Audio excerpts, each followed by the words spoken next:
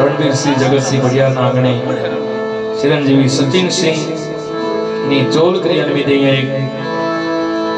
भजन संध्यानो कार्यक्रम जेमाय रामदेव पीर बापाનું સાનિધ્ય છે થોડીક ક્ષણમાં જ્યોત સ્વરૂપિયા રામદેવ પીર બાપા પ્રગટ થશે એમાં